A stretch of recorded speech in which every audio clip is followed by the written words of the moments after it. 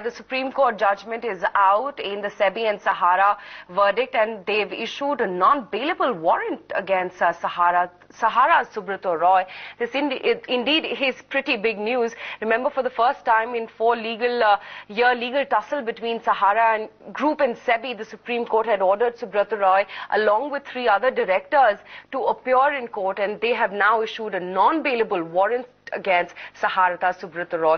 We will, of course, get our correspondents Ashwin and Sriram as well to mic up and give us more details in terms of what the Supreme Court order actually entails. But this is indeed the big news that we're currently reporting to you. Supreme Court has now issued a non-bailable warrant against Sahara's Subrata Roy.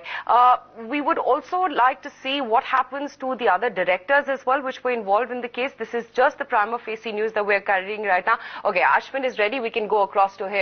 And Ashwin, this is indeed a big decision. That's right. In fact, this is a massive decision coming in this long pending legal tussle between market regulator SEBI and the entire Sahara group. Remember, there were many occasions wherein the Supreme Court had expressed its displeasure regarding the non-compliance of that big order, which essentially had asked 2 Sahara group companies, Sahara India Real Estate and Sahara India Housing Corporation, to refund nearly 20,000 crore rupees that the Supreme Court felt was illegally raised from millions of investors all across India. Now, on 2 occasions, that's January and February last year, there was a case made wherein there were defaults.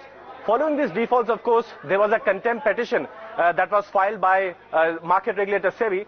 And of course, today's decision is a big setback, because remember, what was clearly spelled out to Subrata Roy and his legal team was, you are required to be present at the Supreme Court today and answer questions directly from the Supreme Court bench at 2 a.m.